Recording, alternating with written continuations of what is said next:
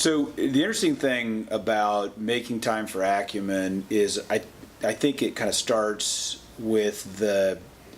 fundamental kind of myth that a lot of CEOs kind of live under, that I wrestled with as well, which is that we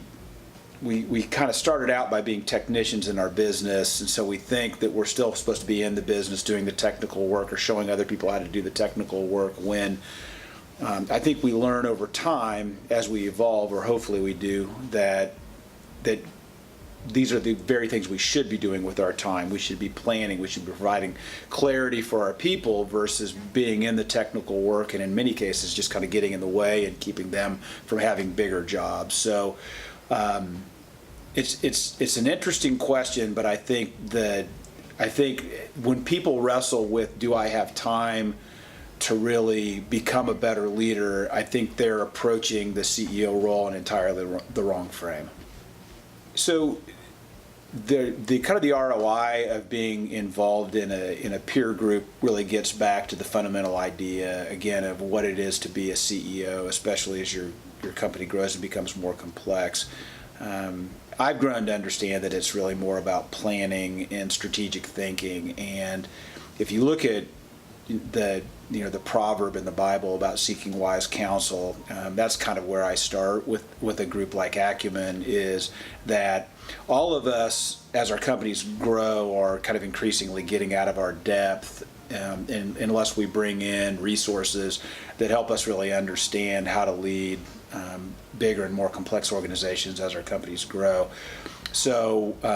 first and foremost, Acumen allows me to focus on what my role ought to be as a leader, and pull from a whole network of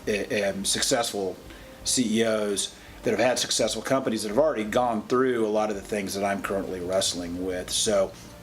it's hard to pin down exactly what the ROI is, but I guess it kind of goes back to what is the ROI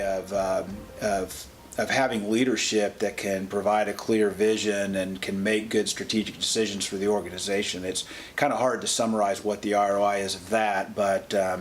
I don't know that any of us can do that in a vacuum without help from peers. More than anything else, Acumen has allowed me to integrate faith and values and best practices kind of all together in one cohesive mix. I'm not sure I ever really believed that faith didn't belong in a workplace, especially in a privately held company like ours, but believing that that's the case and knowing how to successfully integrate your beliefs and your values in a company in a way that's inviting, and that creates some cultural benefits versus a kind of a weird stigma. That's a more challenging, kind of a more subtle thing. So I would say that in addition to just very pragmatic things about running our business better as it's become bigger and more complex, the more subtle thing is how are we all kind of wrestling through this idea of integrating faith in the workplace, and what does it mean to be a servant leader, and being able to model that versus preaching that in a way that that would be more effective, and really create a more of a real kingdom impact versus just kind of being puffed up and trying to posture ourselves as a Christian company.